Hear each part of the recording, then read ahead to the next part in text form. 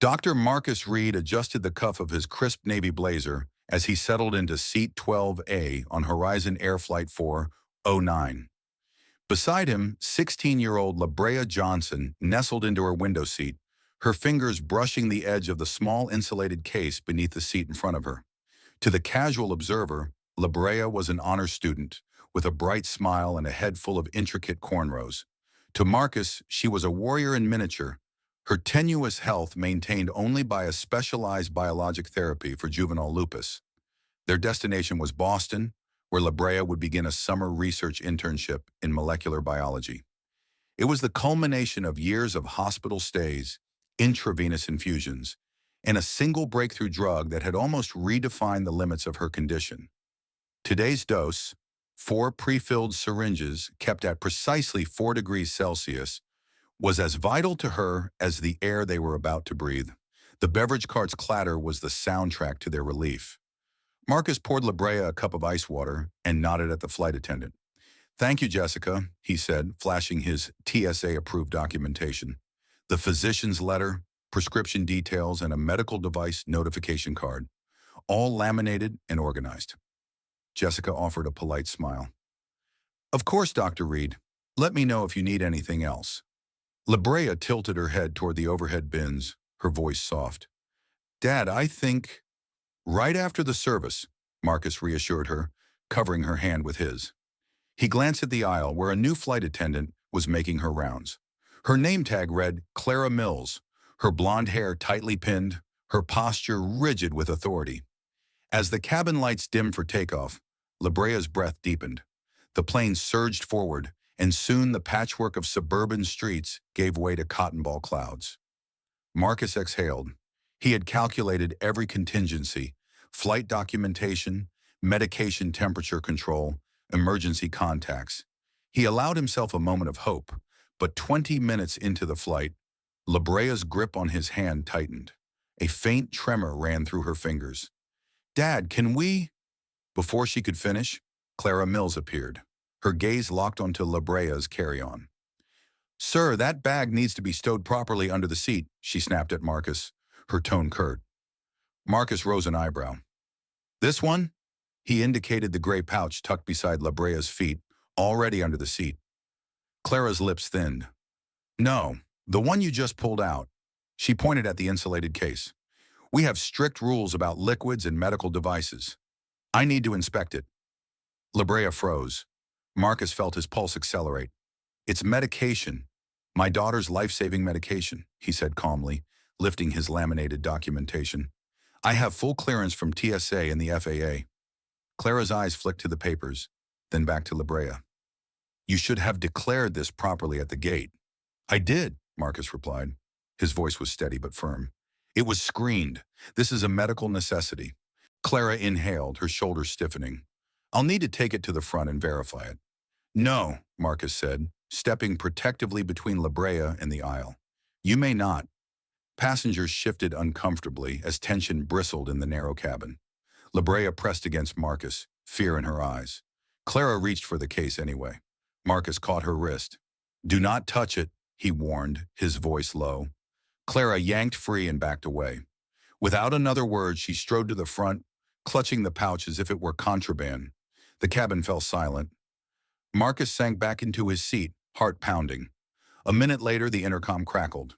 "Attention, passengers," Clara's voice rang out. "Due to a security concern, we will be returning to the gate." Gasps erupted. Marcus exchanged a horrified glance with Labrea. "She's grounded us," he whispered. Within moments, the plane banked sharply, and the roar of the engines became a distant hum. An hour later, they sat immobilized on the tarmac at Chicago O'Hare.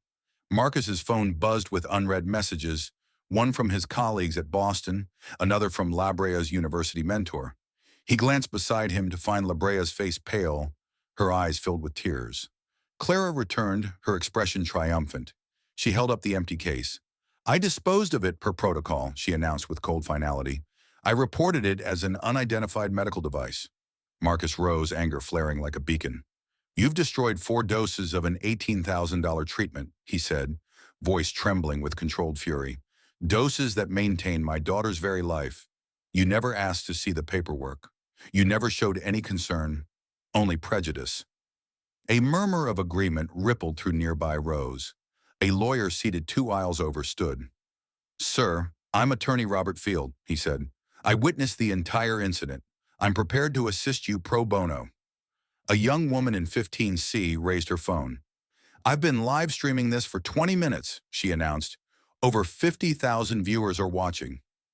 Clara's face flushed, the reality of her actions crashing down. Marcus took a breath, summoning the calm of his medical training. "Captain, this is a medical emergency requiring immediate diversion," he called over the din. The pilot's voice crackled. "Doctor? Reed, we're 45 minutes from Minneapolis. I will contact dispatch." As cabin service ceased and passengers exchanged weary glances, Labrea leaned into her father. "What happens now?" she asked, voice quivering. Marcus pressed a kiss to her forehead. "Now, sweetheart, we make this right. No one harms what they don't understand." A single act of unchecked bias has not only endangered Labrea's health, but poised her father to challenge an entire system. As the flight diverts and tensions mount, both family and crew stand at the crossroads of accountability and justice. Personal perspective. As I wrote this chapter, I felt the tension of seat-belted confinement and the frustration of institutional indifference. Marcus's restraint under pressure contrasts painfully with Clara's unchecked bias. This clash between professional responsibility and personal prejudice sets the stage for a larger reckoning.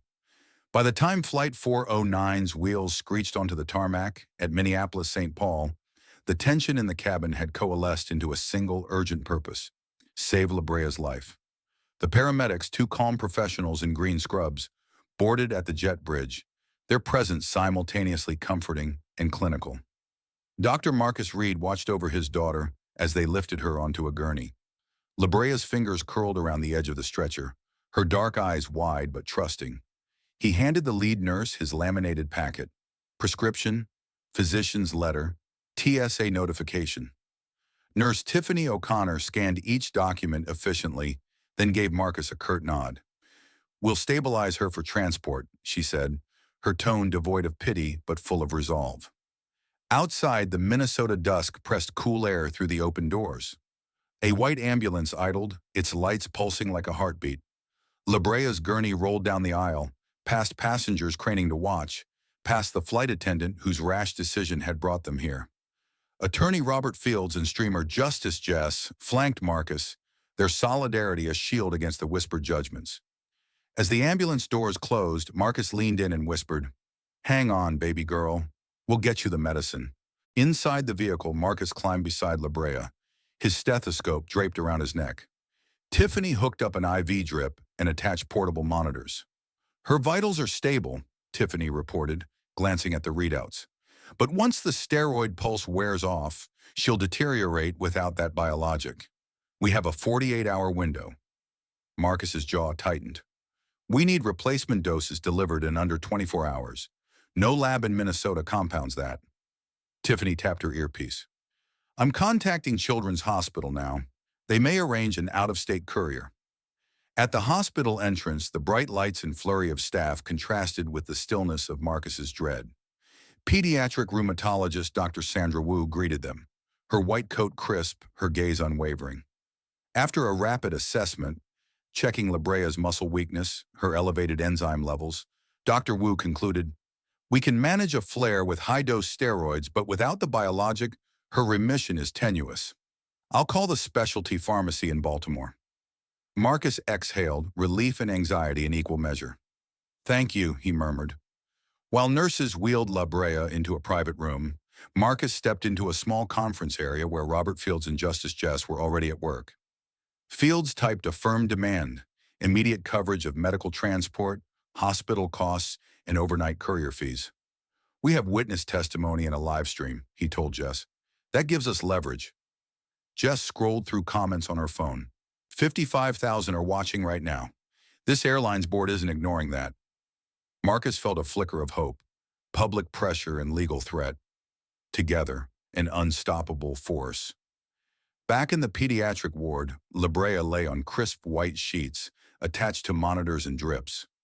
Marcus sat beside her, holding her hand. Dr. Wu returned with promising news.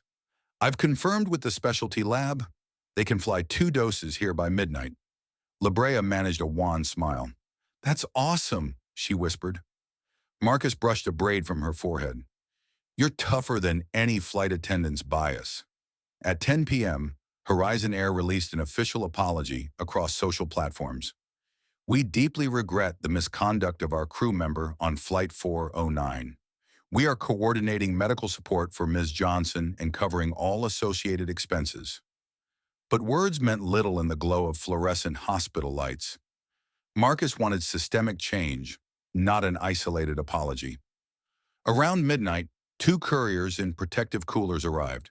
Dr. Wu inspected the syringes, then administered Labrea's biologic dose through a small IV port. The relief was immediate. Labrea's color returned, her breathing eased, and her tremor subsided. Marcus finally allowed himself to exhale. He pressed a grateful kiss to Labrea's forehead. You're going to be okay, he murmured, tears he'd held back finally falling. In the days that followed, news outlets amplified the story. Corporate negligence grounds flight, read one headline. Father forces airline apology after racist crew member destroys teen's medicine, read another. Social media buzzed with outrage and support. Horizon Air flew Marcus and Labrea home on a private flight, no charge, under the escort of Robert Fields and a team of corporate liaisons. Every expense, every medical bill was covered. But Marcus's fight was not finished. Together with Fields, he filed suit, not merely for damages, but to mandate policy reform. Mandatory training in medical device recognition, implicit bias education for all crew, and clear protocols for handling passenger medications. His daughter's ordeal would become the catalyst for change. A diversion to Minneapolis saved Labrea's immediate health, but ignited a broader battle for corporate accountability. Marcus secured his daughter's medication just in time, harnessing legal pressure and public scrutiny to force an apology and concrete action from Horizon Air. Personal reflection. Writing this chapter, I was struck by the intersection of personal devotion and systemic inertia. Marcus's calm determination under life-or-death pressure contrasts sharply with the airline's initial indifference. It underscores how individual advocacy, backed by community solidarity and transparent storytelling, can compel large institutions to do the right thing. When the courtroom doors swung open 6 months later, Dr. Marcus Reed felt the weight of every injustice he and Labrea had endured on Flight 409 settle into a hard, determined calm. The packed gallery, journalists leaning forward, activists clutching signs that read, "Justice for Labrea," and former passengers who had rallied at Denver International, rose as Marcus and his legal team entered.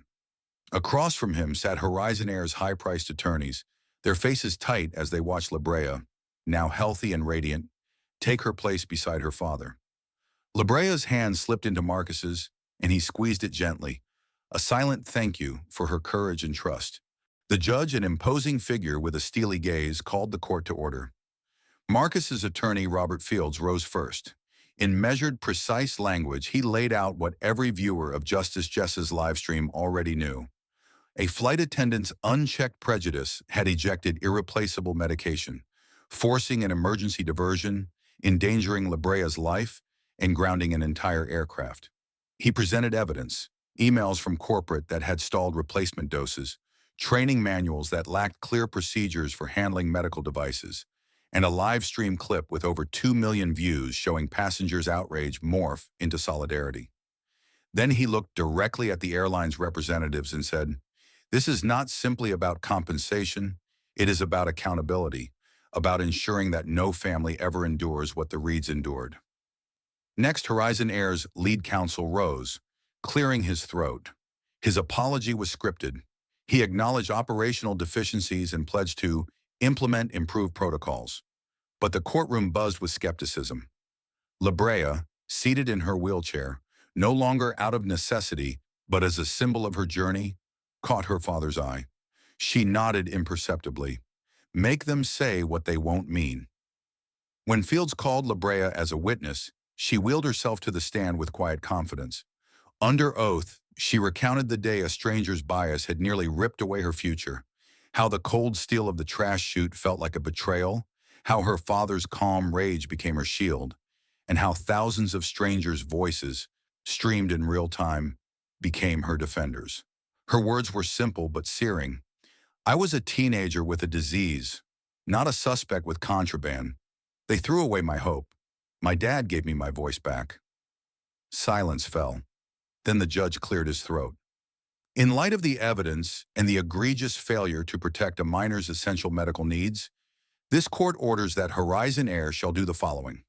First, pay punitive damages to Dr. Reed and Labrea Johnson, totaling $5 million. Second, fund and establish the Labrea's Wings Foundation to support families of children with rare medical conditions. Third, implement immediately the Reed Protocol, a mandatory annual training program for all crew on medical device recognition, anti-bias education, and passenger assistance de-escalation. And fourth, issue a public apology read on every Horizon Air flight for 1 year. The gavel fell with finality. Gasps echoed in the courtroom. Tears glistened on Labrea's cheeks.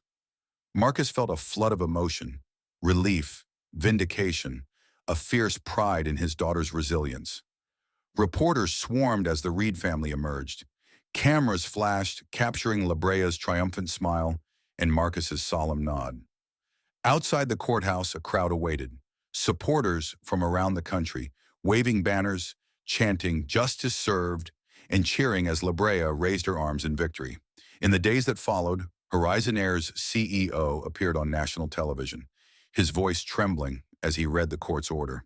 He spoke of corporate responsibility and new, untested sincerity. Airline representatives toured medical centers to meet families like the Reeds, listening and learning.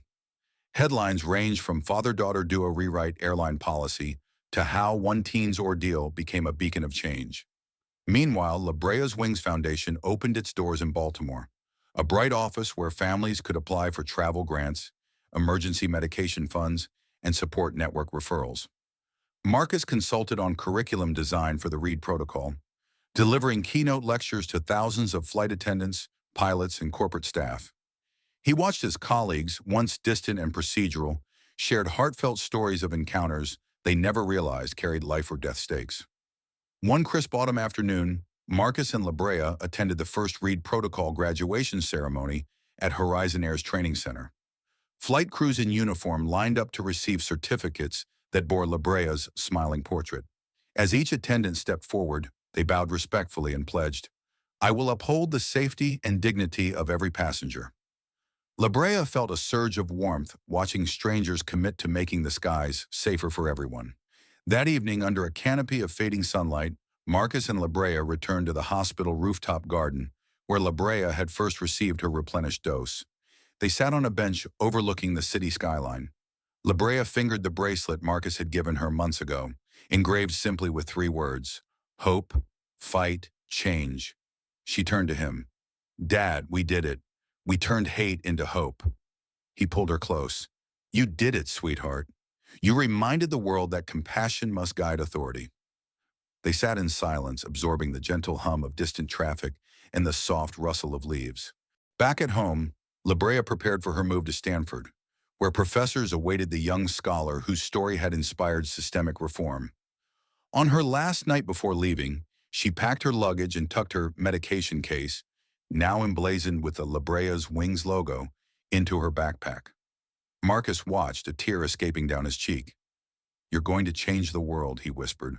Labrea grinned, "And I'll always know how far we've come." For viewers, the clincher came in the final on-screen message. One family's fight sparked an airline's redemption. "When we stand against prejudice, we protect each other's futures." The screen faded to black, replaced by text. If this story moved you, share it. Because sometimes justice needs a million voices to echo across the skies. The video ended not on a note of despair, but with a soaring chord of hope. A reminder that love and outrage, wielded with truth and persistence, can rewrite even the most entrenched systems. For Labrea and Marcus Reed, the journey at 35,000 feet became a testament to the transformative power of standing up, speaking out, and demanding that every life-saving medicine and every life be treated with the dignity it deserves.